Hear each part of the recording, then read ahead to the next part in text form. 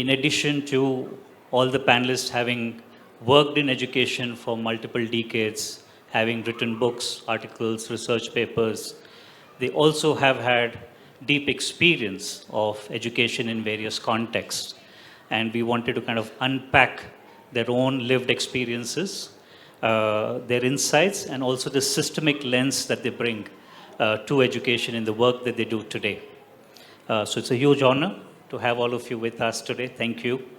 I'm going to kickstart with the first question. It's the same question to all of you. Before we talk about education in general and insights, what I would like to dwell on is what was your own personal experience of education as a child, as a young person, when you were growing up? What did you like about the education that you had? What was missing in the education that you had? What stayed with you about the education that you had? So any one of you could kickstart.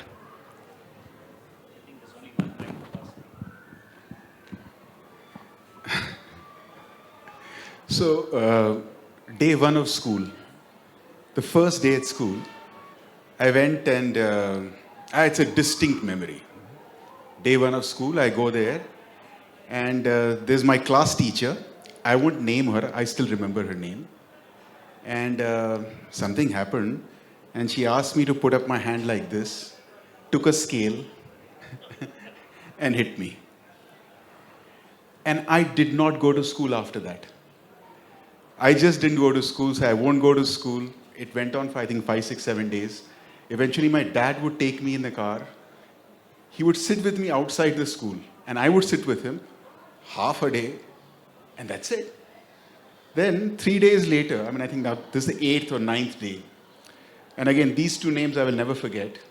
Mrs. Deshpande madam, as we would call her. She came out, and she had a rose in her hand. So she gave it to me, caught my hand, took me in. And that's how I went into school. And she took me in, and she handed me over to Tara Thomre, Tara madam, as we would call her. And then she taught me for 3 years. But if it were not for Deshpande madam and Tara madam, I don't think I would have studied. So just in that first week of school, it was truly remarkable how, and of course, this is in hindsight, right? At that point, what will I understand? But in hindsight, how I experienced the entire range of what education can do or can't do. Yeah. So, and of course, subsequently, I studied in Kendriya Vidyalaya. Some of you would know what that means. And it's true in the school, it's true in college subsequently that I perhaps learned a lot more outside the class, in the school. We had a absolutely remarkable principal, Rajguru sir. And, he created an environment and a culture where something was happening all the time. And there was a purpose to that something. It was carefully, I won't say orchestrated, but coordinated, right? And so today when we talk about, the school culture being as much a part of the curriculum, it comes back to me as to how he did it at that point in time. So that was an extraordinary experience. College, an MBA school, I didn't take it seriously. So whatever I did learn outside, it was outside the class, really. It was the institution's culture more than that. But that experience, and Mrs. Deshpande and Tara madam are sort of metaphors for what subsequently happened to me. But that's my experience. Sure. Hi. I was born in South Korea, and I came to the United States when I was born in South Korea and went to the United States when I was 7 years old, not speaking a word of English. And I remember just being so lost. And, there was one time where, probably my first day of school, all the kids lined up by the door, and I just sat there in my chair because I didn't know what was happening. And a couple of the girls came back to me and grabbed me by my hand and pulled me into the line, and it was a line to go out to recess and play. And subsequently, they had been taught or asked by my second grade teacher to make sure that I was not alone in the playground and that I had always a buddy. And so I know that my experience for me for that moment was super pivotal, because I went through the rest of my K through 12 public education, ended up going to Harvard for my undergraduate, graduate degree at Harvard, also at School of Education, and almost became, the poster child for what the United States can do with its public education system for somebody who started off in second grade not knowing a word of English, yet, moving through the system in such a way. So that's one example. The second one, actually, that was much more pivotal for me was when I was a second year of high school. I don't know if many of you know this, but there was a big event back in 1992 outside of Los Angeles where a black man was beaten by 4 police officers. And when those officers went to trial, the officers were judged to be innocent. And as a reaction, basically Los Angeles burst into flames and there was rioting for 3 or 4 full days. The National Guard came in and it was just one of the biggest stories of that decade. And I remember sitting in my history class in school wondering about what was happening, why it was happening, what could I do, what could we do so that doesn't happen again. And just having the lessons be repeated of the historical things that had happened in the United States, because we had a test to prepare for in a few weeks. And we just mentioned that huge incident in passing. And that created in me a question about how do we make schools not just that we can go to college and do well, but how do we make school relevant to what is inside and what our young people are thinking about, are challenged by, and want to change and make a difference. So that has been something that has guided me as a professional and in education about how do we make sure that our young kids, our young people are finding school relevant, not only to their own lives, but to their communities. I'll just talk about 3 things quickly, especially because I think what these 3 things have done is informed some of the institutions that I've been involved in building. The first would have to be the importance of reading and writing. I went to a school which was run by American Jesuits, and the fathers, the teachers were very keen that while there was a curriculum that we had to follow, and a lot of it was like the curriculum even today, which had to do with rote learning and so on, but there was a lot of encouragement to focus on reading and writing.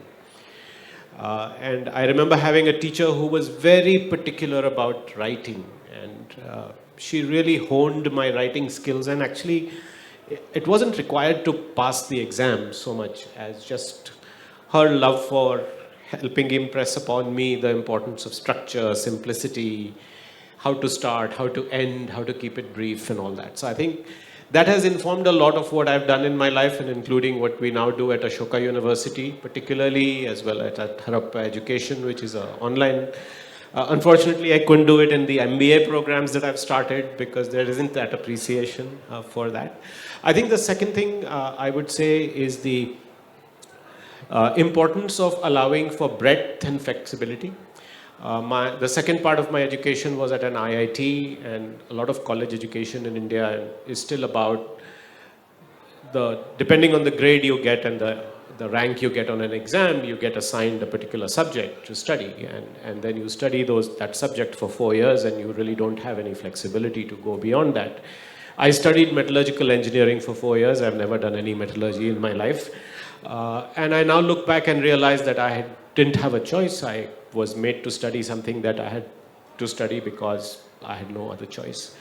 Then when I went to Penn for my PhD, I suddenly realized I could do whatever I wanted, and ended up studying all kinds of fun stuff, and ended up doing a PhD in robotics, which had nothing to do with my undergrad degree. Because Penn allowed me to do that, it became possible to see that it's possible to do that even when you are specializing, when you're doing a PhD. And again, that has informed a lot of my own experience about the importance of interdisciplinarity, not getting boxed into a specialization, and understanding that while specialization is important, multiple specializations may happen throughout your life, and one should be open to that. And the last thing I will say is that I have been very, very inspired by some teachers in my life. I think the fact that some of them saw in me what I couldn't see in myself has been a big lesson.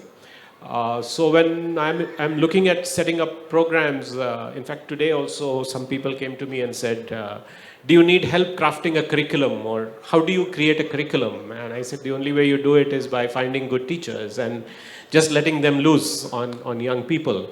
I think Mrs. Gauri Ishwaran, who was my English teacher, Professor Sundarajan, who helped me with my BTech project in IIT, my PhD advisor, Rujina Baichi, who's 90 years old and she has a sharp mind, were people who actually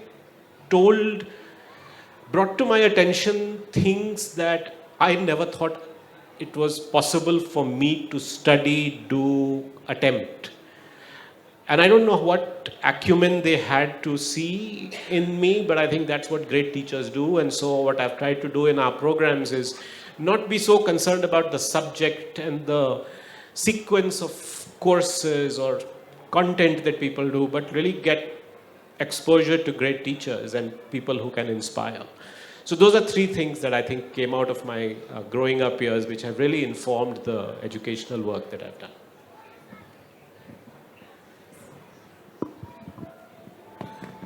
Thank you very much. Three very unique experiences. As you were sharing, I was remembering my own school.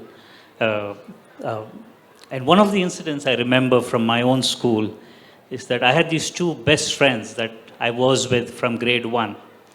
And as I hit grade 7, then the school starts segregating your sections depending on how good you are. So my friends were not very good in academics, and I was, so I got moved to a different section, and they got moved to a different section. And we really missed each other. So we used to hang out a lot with each other during breaks, but the teachers didn't like that because they worried that these two friends of mine will be a bad influence on me. So we actually had to break our friendship so that we could, continue to listen to the teacher, which is really sad because many years later when I connected back to at least one of them, I don't know where the other one is, he wasn't doing very well and he killed himself by suicide a few years back. And I really miss that I wasn't there with him in those growing up years and we didn't continue our friendship. And for something as small as just because he didn't get as good a grade as I did. So schools can have very troubling and interesting experiences for us that stay with us for life. Now, all of you have also been in the education sector for many years, many decades. What I would love to understand is how did you get into the education sector? What was that journey? Was it always from the beginning that you wanted to be in the education sector? If yes, why? If not, what prompted you to get into the education space? What was the motivation, inspiration, or what was the angst that pushed you into the education sector? Maybe I can go first. I'm a failed academic, and I studied for 5 years to become an academic, became an academic, and hated it. And I was 29 years old at that point in time, and it was a shock to realize that I was lost. I thought I was built to be an academic. I had done great research. I had published papers. I had got a job as an academic. And I absolutely hated being an academic. And so I switched disciplines, and with all my friends who were academics, thought I had sold out to the world of business and money, and I had to live with that. But like all things in life, in my case, it was completely serendipity. Sometimes failed academics are hired to do academic work. So I was working in a consulting firm, and I was working in Malaysia, and there was a need to build a university. Somehow people assume that academics know how to build a university. Not that, it's almost like saying that if you are a doctor, you know how to build a hospital, which doesn't quite follow. Or if you're an author, you can do a lit fest. So there was nobody on the team who knew anything about academia. So they said, okay, why Pramath, maybe you can help build this university. And so I started from first principles. I did a few things and realized that I actually made major errors. The good news is that the university is still there, and it's there in another country, and I will not go there. But that taught me that having failed gave me insights into what was not working and how I could do things differently.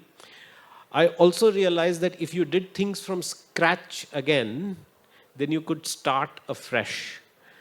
And so one of the ways in which I have cheated in all my work in education is that I've always started afresh.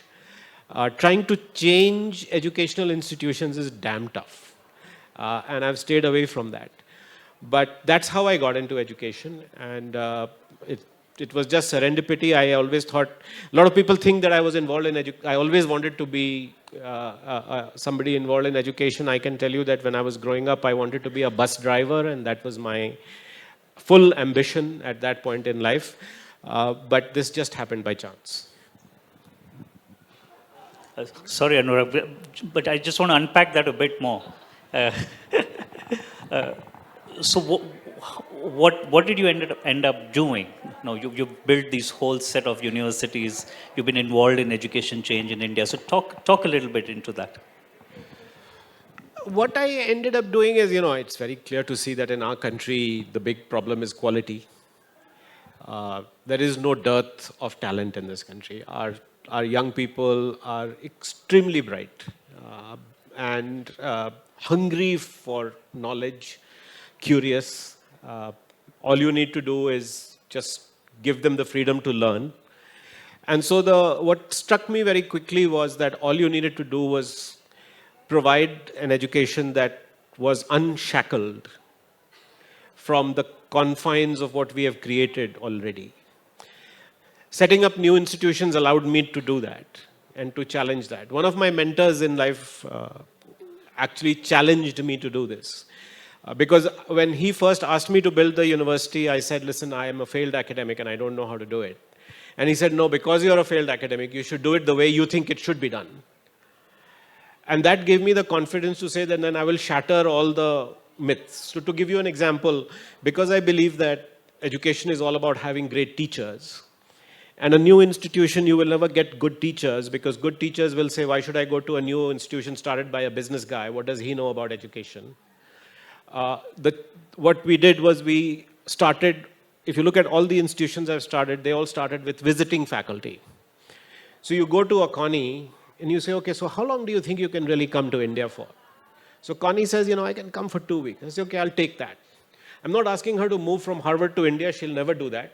And she will never trust me to build a new education in India that she moves from a top-notch university.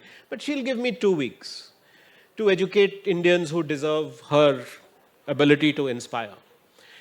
And so challenging some of these ideas that you need to have a permanent faculty and they have to be sitting here and people have to be sitting in their class and so on. That's how we were able to make the changes that we did. I can give you many examples, but that's just one small example of how you break the system from the existing mold. Thank you. Thank you. I thought about teaching, but I don't think I remember the moment, my senior year in college, and if you graduated from Harvard, you had 3 options or maybe 4. You either became a consultant, an investment banker, went to law school, or went to medical school. So I was like, maybe I'll try going to consulting firms. So I went to these recruitment events. And one of my friends who had graduated the year before had come back and was doing this consulting sales pitch to the graduating seniors. And I watched his presentation, and the only thing that I thought of was, I really want to do that, but not for consulting companies, but actually for kids. And I don't know where that thought came from, but just his content was so engaging, and I knew I wanted to be somehow an engaging teacher. So that's where the seed started. And then when I went through the master's program to become a teacher, they encouraged us to come up with a teaching philosophy. And I connected back to the story that I told in answer to Vishal's first question, which was sitting in the classroom, big things happening in the world, and not feeling that connection to what was happening, what was being taught and learned inside the classroom. So just made it a kind of a project of mine to try to become a teacher who was different than the teachers that I had. I mean, I had really wonderful teachers, but not necessarily ones who connected what was the big issues that were happening outside to what was going on inside the classroom. So that kind of became a personal mission for me when I was teaching in high school. And while I was doing that, also saw bigger issues within while I was teaching that I could not solve as a teacher myself. So I could do my best for 9 months with a child or with several children, but there were systemic things that were happening in the education system that I couldn't. So I did the thing that I said I would not do, which was when I graduated from college, I guess I could have gone into graduate school, but I said I would never want to spend my time getting a doctorate, writing a paper about doorknobs and the symbolism of doorknobs in 18th century literature and make that a calling. That is not what I want. I love literature, but that's not how I wanted to make my living. But I ended up eating my words and then going back into getting a doctorate because I realized that that's the thing that you needed to, hopefully influence systems change. So I'll stop there.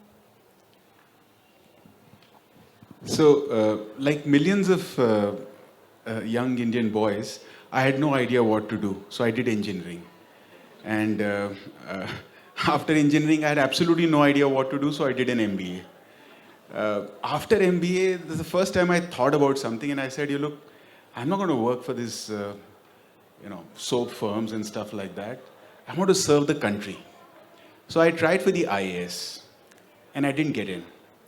And I just wanted the IAS, not the IPS and stuff like that. So I didn't get in.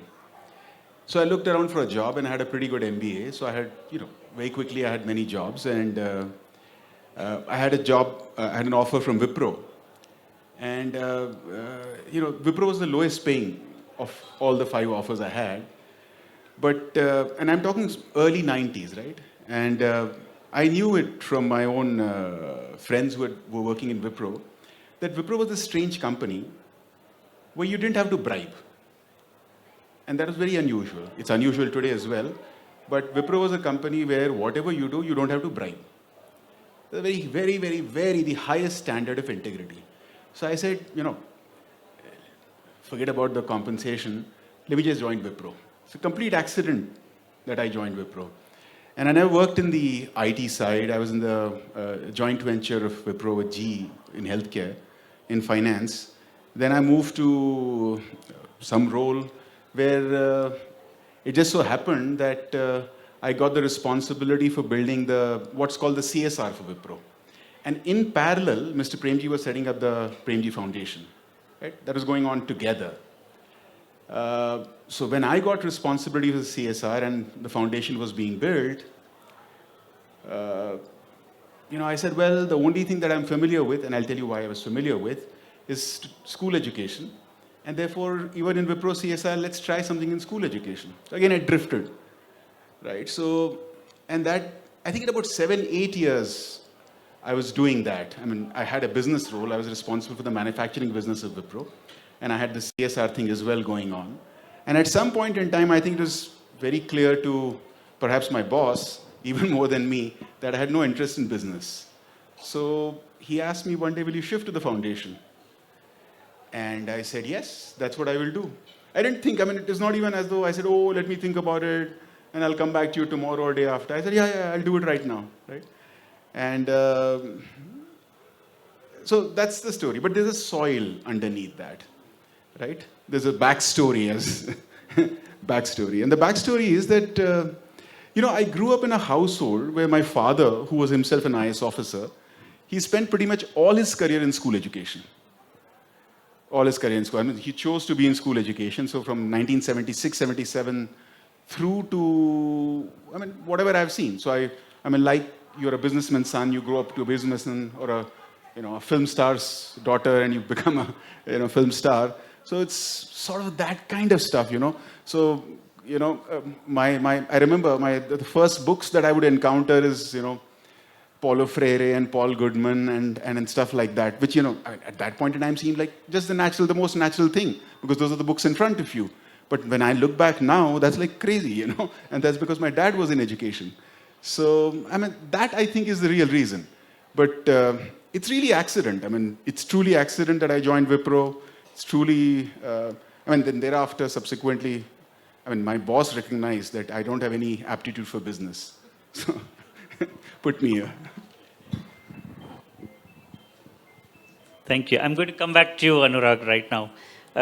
One of the things I have known about you, and I think everyone in the education space knows about you, that you spend tons of time in the field, visiting schools, communities, picking up nuances and unpacking complex systemic challenges in education. And you write about it. Your articles in the Mint are very popular. The book that you have written also captures a lot of the stories from the ground. So what have you learned about education in India in all these years that you have looked at education?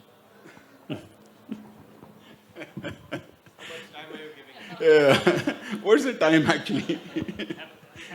We have some time? Okay. We have 18 minutes before we close. 18 minutes before we close. I'll do it quickly. Okay. 3 things. Okay.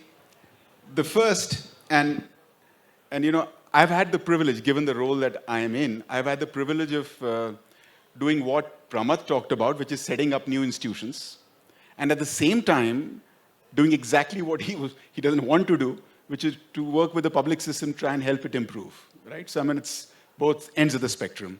There's so many of us who have unfortunately maybe gone through a heart surgery or a cardiac procedure, right? Now, the moment you go through a heart surgery or a cardiac procedure, do you start believing that you can advise the cardiac surgeon how to do cardiac surgery? You don't do that, right? You can't do that. But just because pretty much everybody has gone to school, everybody has a view and opinion, and they believe they have the greatest expertise in telling everybody else to do what to do in school education. Education is a matter of great expertise. Great expertise. Just because everybody has gone to school education does not mean that they understand or have the let's say the right to start advising what should be done in school education or in higher education as well, right? Lastly, I was in last week I was in a school. Last week I was in a school in Chhattisgarh somewhere, and there was no teacher. There was no teacher, and the teacher had been called for election duty. Elections are going on, right? So he had been called for election duty. Class 4th. There were 30 kids sitting there, all sitting there. There's stuff written on the blackboard, and these are arithmetic sums. 4732 minus 3846. Something is written.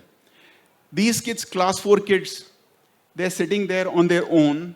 This is like, just as beyond in this country as you can go.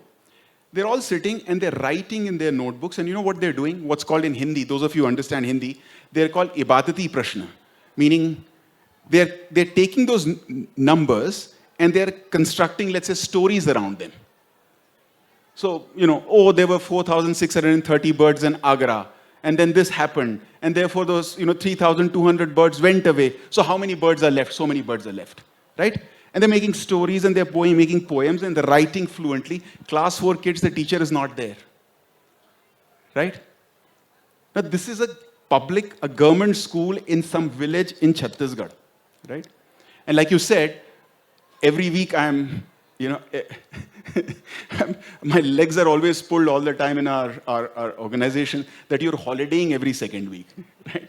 So I see this every day. Every day. This particular teacher, I have seen him change over the past 5-6 years. He's learned, he's improved, he's learned, he's improved, he's learned, and he's improved. So the third, and which I think is the key point, that leave aside systems change, leave aside scalability, leave aside all this stuff. There are so many good people in this country. So many good people in this country that if you're on the ground, things are changing, things are improving, and they will happen, right? And it is what Pramath was saying, that people, our young people are eager to learn, just give them the opportunity. I think our teachers are eager to teach, just give them the support, and don't flog them, right? They're not bad people. Yeah. Beautiful, very well said. Thank you. Pramath, I'm going to come to you. Anurag has spent his time in school education, but you've gone into higher education. And many a times we do see a big link that is broken between school education and higher education and finally leading to life itself. So what have been some of your big experiences or learnings or insights about education in your time?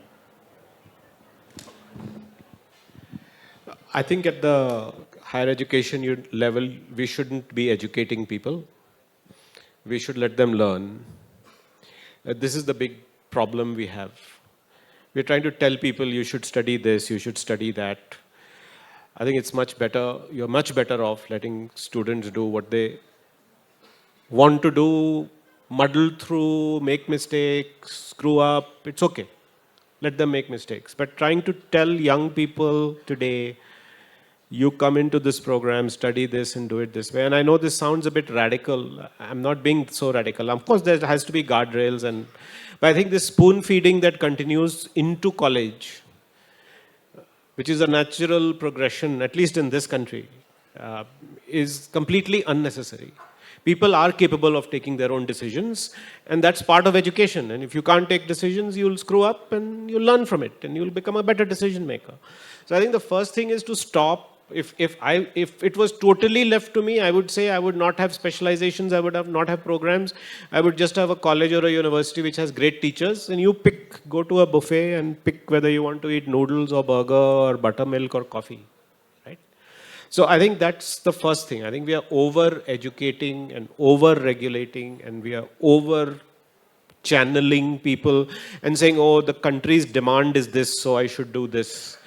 And now everybody should know data science because now everybody should study AI. I don't think everybody should study AI to use AI. So I think that's the first thing I have learned. The second thing I have learned is that we have a huge crisis. The numbers at the school level seem like we are getting education to most people. I don't know about the quality, and Anurag can talk more about the quality. At the higher education level, we are not getting the numbers, nor are we getting quality. Everybody sitting right here in this room, including myself, is extremely privileged. We are so privileged, we are privileged out of our mind by the education that we've got, that you're sitting here listening to this talk. The current official level is that 1 in 4 go to a higher education institution in this country. 1 in 4. And for all our experience about the quality of those educational institutions, I think 1 in 10 or 1 in 20 probably get a quality education. There is no way in hell, I'm sorry to use that word, we are going to be able to solve this challenge of numbers unless everybody sitting here goes and starts to teach. And I must tell you, I think the only way to do it is that every person here who's got the privilege of getting education has to spend 3 hours every week going to the local college, maybe even school, but I'm speaking only on higher education. Find a college next to you and go teach something. Just go spend 3 hours with the kids. Because today, our young people are lost. They are not getting the education they deserve. They are not getting the quality they deserve. And all of us who have got to where we are absolutely have to give back. And it's not about money. It's about giving our time to educate. There are not enough college teachers, professors, just people who we can learn from. So I think that's the other big learning I have. If I could, I would start everybody teach 3 hours every week. Almost like, Israel has conscription, right? You have to, after college, you go work in the army. I think here we should have a policy where every college goer, before you start working, you please go work in a college or a school for 2 years. And I'm serious about this. Otherwise, we have a huge disaster. You go to my home state of Behar, what he's talking about in Madhya Pradesh, places like Behar and all indicators for education, health, social indicators are a third of the average in the country. We have a huge crisis coming in terms of education. The last thing I will say is that while I'm painting this very grim picture, I would also like to say that we should not dismiss the role of technology in completely transforming what is happening and solving for this crisis. The book, the textbook, is technically called the Codex. The Codex is about 500 years old. Till then, people used to write on scrolls, or they used to write by hand. The printing press, the invention of the paper, the binding, the printing on both sides of a page created the textbook, which allowed me sitting in Patna to learn from Professors Resnick and Halliday, whose physics book written at Purdue allowed me to make up for what I could not understand about physics in my class 12 classroom. I think that's what online education and learning allows us to do. People here who have studied in classrooms will all say that this is not as effective. We can argue till the cows come home. Effective relative to what? If people are not getting anything, what are we comparing with? At least this way you can get them something. At least you can get them a textbook, the equivalent of a textbook, and there are people who are motivated enough to learn on their own. At least we are giving them an opportunity. So I know that this is again a controversial topic, but I don't think we have a choice. So those are the three things that I have learned, which is why I'm putting all my effort into learning how people learn online and how can we make that more effective. Thank you, Pramath. Yes. We could take a pause. Yes. Definitely thank you. encourage. Yes. Connie, you have been a teacher. You worked outside the system in the foster care system. You've been a foster parent yourself. And you've been a professor at Harvard. So you've seen different aspects of education. What has been maybe your three learnings from education? One is just the importance of partnerships. So again, I go back to my origin story of wanting to be this teacher who was going to teach in a different way than I had been taught. But it's a very nice thing to say, but very hard to execute. And so I was very lucky in that there were organizations in the United States who were working on things like this. So there's an organization called Facing History in Ourselves, where their specialty was coming up with curriculum and pedagogy that would enable students to have critical thinking about difficult, challenging, racially charged issues, and connect it with the state, the federal, the county level curriculum, and gave me such a good grounding in how to become a better teacher who can kind of fulfill the vision that I had about the kind of teacher that I wanted to be. So number one would be how much, as hard as teachers work, and as wonderful as they are, we are also so overwhelmed by what we have to do by day to day that partnerships are so important. That would be my first learning, number one. Number two, it's the hardest thing that I've ever done. So I've done a lot of things besides being a high school teacher, but I still say that was the hardest thing that I've had to do, because you're managing people, you're managing projects, you're managing, their learning and their behavior. And the students aren't just coming in to learn, they bring their whole selves. So what happened in their family the morning of, before they turn up in your classroom, what happens when they go back home, and whatever conflicts or that they might have with their parents, or the parents with themselves, that all impacts my students. And I had, as a teacher, had to be aware of so many more things than just learning how to teach literature. So the second thing would be to not underestimate the complexity of the teaching of itself. And in that also, and in my work with Dream a Dream and with other organizations that are in particular working with children with backgrounds of adversity, that is a particular area in which I think more teachers need to be trained, and parents as well, on how to be not just teachers, but also in some ways healers. So how do you create safe spaces for young people to be able to be themselves and express not only about their academics, but maybe their mental health. I mean, all of that comes into your classroom, and my students' health and well-being impact their academics. So even if you care only about academics, by virtue of caring about the academics, you have to care about their mental health, their communities, and everything else. So that's number two, is that the education system is inside many, many different layers of ecosystems, and we can't forget about that. And then number three is just how many wonderful things are happening. So often we get so down on teachers or the school systems and how much they're not doing what they're supposed to be doing, quote unquote, if you look at the test scores and whatnot. But at the same time, I've been privileged enough to have, been in India, been in many different places all around the world and all around the United States.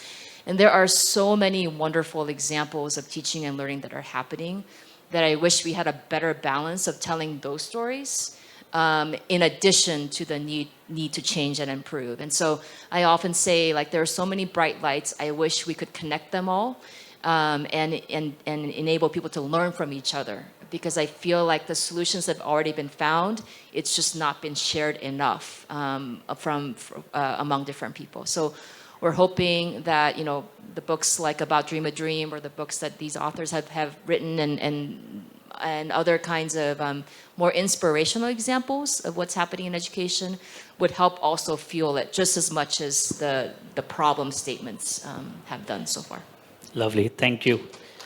So we're just at time, and I want to close it with one question. And I'll invite you to maybe answer this question through an anecdote or a story from your life. What is, according to you, the essence of education?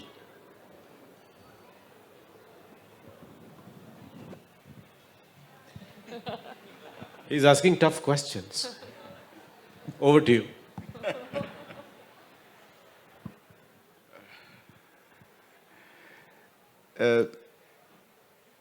Summer, the heat of summer, Indian summer, in Badmer.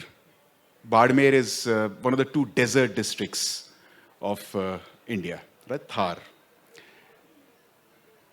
Afternoon, a classroom, it's class 8th, and there's a teacher who's teaching mathematics, and he's doing a really bad job of it, right? And I'm sitting at the back, and it's a government, a public school, and I see that there is at that distance at the back, like about 100 meters or roughly, there are goats coming in through the gate. And there's a girl who's sitting at the right of the back. She runs through that, the fired up sand, runs there, and there is a hand pump, and she gets all the goats, and she basically gives them water. And she's there in that sun, in that heat for 10 minutes, giving them water. And then she comes back, sits down, the class goes on, the class finishes, and I start talking to the teacher. And the teacher tells me, "Sir, what do I do? I'm a social science person. But there's no math teacher here, so I have to teach mathematics." Right? So I said, yeah. I said, this girl, is just amazing. Why did she do that? So he says, "Sir, the thing is, that if I can't teach mathematics, at least I can try to make good human beings." Right? Now, it is just stunning. Absolutely stunning. How could he do that? How did that girl do that? And like I said earlier, I see this repeated every day. At the end of it all, I think education is a matter of the heart, right? And I learned that phrase from my father. So there was a meeting where it was a formal education meeting, and it just so happened that I was there and my dad was also there. It was a big meeting. And he said that the heart of the matter in education is that it's a matter of the heart. So I think education is truly a matter of the heart. It is human relationships, and that's what it is. I think you'll have to keep it short because I'm getting eyes now to close it. No, especially because we are between Huma Qureshi and the audience. So how can we top that? I will just say that for me, it is only about helping people believe that they can do anything. I believe that anyone can do anything. It sounds cute to say that. I obviously don't mean that everyone can do everything. but you have to believe that you can do anything, even if you can't do everything. And if we can help people believe in their being able to do that, that to me is really the essence of what it is. Connie, one sentence. Learning to live in the tension between freedom and responsibility. Lovely. Thank you, everyone. Thank you for a very enriching discussion. Their books are up available. Please pick them up and let's understand education through their lens. Thank you.